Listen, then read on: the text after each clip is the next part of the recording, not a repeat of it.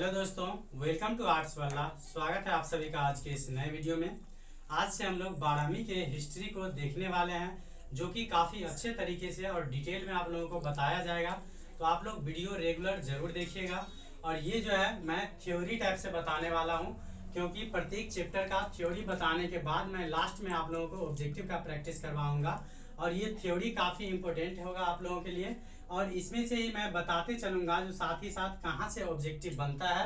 तो आप लोग इसे निश्चित रूप से पूरा देखा कीजिए, और कम से कम अगर कोई भी डाउट हो तो एक चैप्टर का जो मैं थ्योरी बताऊंगा 3-4 क्लास में, तो उसे कम से कम पूरा जरूर देख लीजिए। उसके बाद इस चैप्टर से रिलेटेड ऑब्जेक्टिव का प्रैक्टिस कीजिए। उसके बाद मुझे बताइए जो क्या आप लोगों को कोई ऐसा ऑब्जेक्टिव मिला जो आप लोगों से नहीं बनता है। तो ये मेरा 100% वादा रहेगा। जो मैं जो ये थ्योरी समझाऊंगा, अगर ये आप लोग कंप्लीटली देख लेते हैं, उसके बाद इस चैप्टर से रिलेटेड एक भी क्वेश्चन में आप लोगों को डाउट नहीं होगा, ना ही मिस होगा। तो ये मेरा वादा रहा।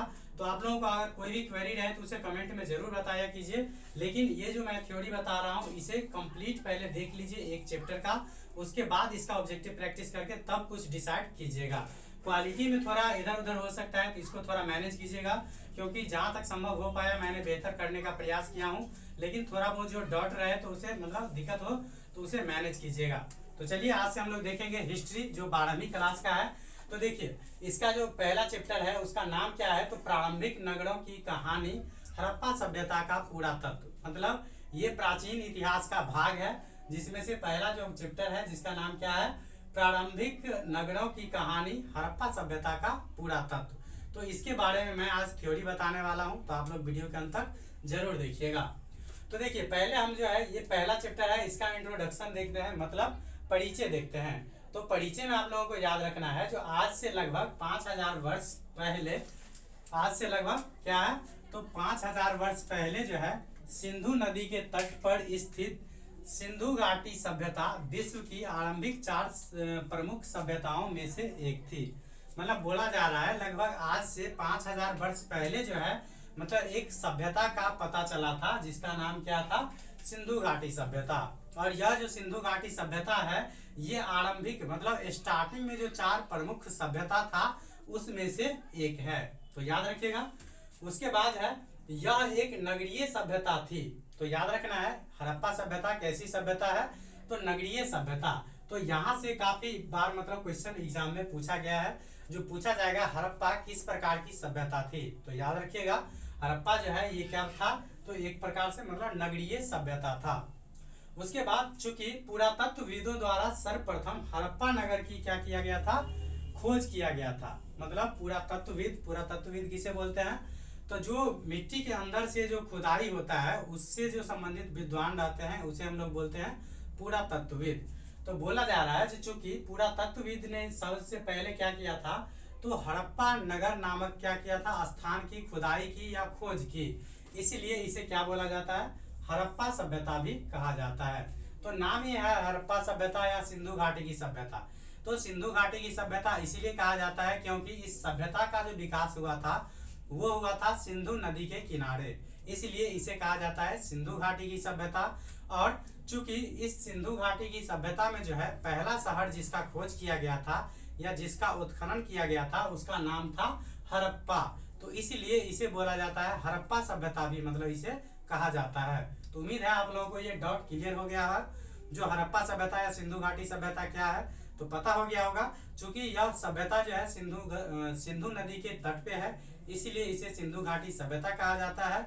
और यहाँ पर जो खुदाई हुआ था वो सबसे पहले हड़प्पा नामक नगर का खुदाई हुआ था, इसलिए इसे हड़प्पा सभ्यता भी कहा जाता है। तो उम्मीद करता हूँ आप लोगों को ये समझ में आ गया होगा। और याद रखना है, जो हड़प्पा जो है ये पंजाब के मोंटगोमरी जिले में स्थित था। अगर पूछा जाए कभी आप लोगों को जो हड़प्पा कहाँ स्थित है, तो याद रखिएगा पंजाब जो राज्य है उसके मोंटगोमरी जिले में स्थित है। तो इससे भी रिलेटेड कई बार ऑब्जेक्टिव पूछा जा चुका है एग्जाम में, जो हड़प्पा कहाँ स्थित है, तो क्या बताइएगा, पंजाब राज्य में। अगर और डीप में पूछा जाए जो किस जिले में अवस्थित है, तो क्या याद रखना है आप लोगों को, जो पंजाब राज्य के मोंटगोमरी जिले में स्थित है।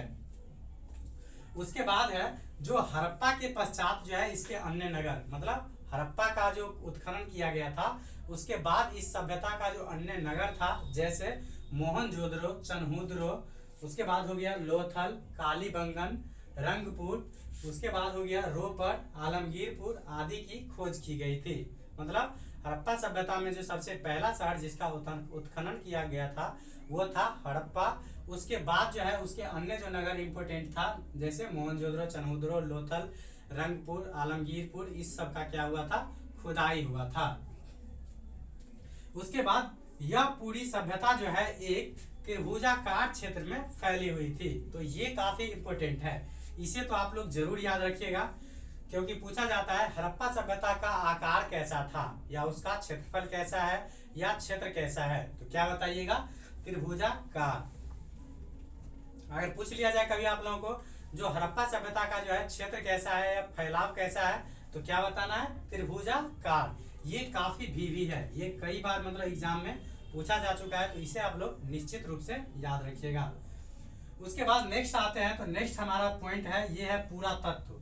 तो पूरा तत्व किसे कहते हैं या इंग्लिश में बोलते हैं इसको आर्कियोलॉजी। तो पूरा तत्व क्या है या पूरा तत्व किसे कहते हैं, तो ये आप लोगों के मन में डाउट हो रहा होगा। तो इसको इंग्लिश में बोलेंगे व्हाट इज आर्कियोलॉजी, तो इसको हिंदी में बोलते हैं पूरा तत्व क्या है। तो समझिए पूरा तत्व किसे कहेंगे। तो देखिए, पृथ्वी के अंदर से खुदाई के पश्चात ऐसे सामग्री, मतलब पृथ्वी के अंदर से खुदाई के पश्चात प्राप्त ऐसे सामग्री जिससे क्या होता है, तो अतीत के लोगों के भौतिक जीवन का ज्ञान प्राप्त किया जाता है, उसे हम लोग क्या बोलते हैं, तो पूरा तत्व बोलते हैं। तो उम्मीद है पूरा तत्व किसे कहेंगे, तो मिट्टी के अंदर से खुदाई के बाद जो भी साक्ष्य के रूप में हमें मिलता है, जिसके बारे में हम लोग अतीत के बारे में, अतीत के लोगों के बारे में, भौतिक जीवन के बारे में जो है जानकारी प्राप्त करते हैं, उसी को हम लोग क्या बोलते हैं, पूरा तत्व बोलते हैं। तो जैसे में इसको क्या याद रखना है, जैसे सिक्का हो गया, अभिलेख हो गया, खंडहर हो गया और स्मारक हो गया, तो ये सभी किसका उदाहरण है, तो पूरा तत्व का। उम्मीद है पूरा तत्व समझ गए होंगे। देखिए, जितना भी इतिहास लिखाया है वो कभी कोई देखा नहीं है, ये सब एक अनुमान के आधार पर लिखाया जाता है। इस हड़प्पा सभ्यता के बारे में भी लिखा गया है, तो ये साक्ष्य के आधार पर ही लिखा गया है। जैसे मान लीजिए यहाँ एक बोर्ड है, मान लीजिए कहीं बेंच डेस्क लगा हुआ है, आप कहीं मान लीजिए खुदाई करने गए और वहां आपसे आप लोगों को प्राप्त हुआ, मान लीजिए बेंच डेस्क प्राप्त हुआ, बोर्ड प्राप्त हुआ, तो आप लोग क्या अनुमान लगाइएगा, तो वहां आप लोग निश्चित रूप से अनुमान लगाइएगा जो यहाँ क्या हो रहा होगा, तो पठन पाठन का कार्य चल रहा होगा। मतलब यहाँ कोई स्कूल होगा या संस्था होगा या कोचिंग होगा जहाँ पे पढ़ाई का काम किया जा रहा होगा, ये आप लोग स्वाभाविक अनुमान लगा सकते हैं। तो वही हो गया पूरा तत्व, जिसे हम लोग मिट्टी की खुदाई के बाद जो प्राप्त होता है कुछ साक्ष्य के रूप में, उसे ही हम लोग क्या बोलते हैं, तो पूरा तत्व बोलते हैं। तो उम्मीद है आप लोग समझ गए होंगे पूरा तत्व। उसके बाद कुछ पॉइंट है जो काफी इंपोर्टेंट है और हर बार बोर्ड एग्जाम में पूछा जाता है, तो इसे आप लोग जरूर याद रखिएगा। तो ये पॉइंट है जो पूरा तात्विक सामग्री की खोज करने वाले विद्वान को क्या बोलते हैं, तो पूरा तत्ववेदा या पूरा तत्वविद। मतलब पूरा तत्व तो अभी जस्ट बताए हैं, जो मिट्टी के अंदर से खुदाई के बाद प्राप्त ऐसे सामग्री जिससे अतीत के लोगों के भौतिक जीवन के बारे में हमें जानकारी मिलता है, उसे हम लोग बोलते हैं पूरा तत्व। और पूरा तत्व से संबंधित जो विद्वान रहता है या वैज्ञानिक रहता है, उसे हम लोग क्या बोलेंगे, तो ये बोलेंगे पूरा तत्ववेता या पूरा तत्वविद। तो उम्मीद है ये भी समझ गए होंगे। उसके बाद है जो 15 जनवरी 1784 ईस्वी को विलियम जोन्स ने एशियाटिक सोसाइटी की स्थापना कलकत्ता में किया था। तो ये लाइन से समझिए 3 क्वेश्चन बनता है और ये काफी इंपॉर्टेंट है। तो पहला क्वेश्चन क्या बनता है, जो एशियाटिक सोसाइटी की स्थापना किसने किया था, तो ये हो गया एशियाटिक सोसाइटी। तो पूछेगा पहला क्वेश्चन, जो एशियाटिक सोसाइटी की स्थापना किसने किया था, तो क्या याद रखना है आप लोगों को, विलियम जोन्स ने। और पूछा जाएगा एशियाटिक सोसाइटी की स्थापना जो है ये कब किया गया था, तो याद रखना है आप लोगों को 15 जनवरी 1784 ईस्वी में। तो उम्मीद है देखिए 2 क्वेश्चन बढ़ गया। और तीसरा क्वेश्चन आप लोगों से बनता है, जो एशियाटिक सोसाइटी की स्थापना जो है विलियम जोन्स ने किया था, तो पूछा जाएगा कहाँ किया था, तो कहाँ किया था, तो ये हो गया कोलकाता में, या जिसे पूर्व में कलकत्ता बोला जाता था, जिसे अभी हम लोग कोलकाता बोलते हैं, उसे मतलब प्राचीन में मतलब क्या बोलते थे, सिर्फ कलकत्ता। तो याद रखिएगा। जो एशियाटिक सोसाइटी की स्थापना किसने किया था? तो विलियम जोन्स ने। कब किया था? तो 15 जनवरी 1784 ईस्वी को। कहाँ किया था? तो ये किया था कोलकाता में। तो उम्मीद है ये आप लोग अच्छे तरीके से समझ गए होंगे। तो इसे जरूर याद रखा कीजिए और 1 से 2 बार और रिपीट करके देख लीजिए। उसके बाद इस चैप्टर का थ्योरी कंप्लीट होने के बाद मैं जो ऑब्जेक्टिव करवाऊंगा तो कंप्लीट ऑब्जेक्टिव होगा, और उसमें प्रैक्टिस करने के बाद आप लोग बताइएगा जो क्या आप लोगों से ऑब्जेक्टिव बनता है या नहीं बनता है।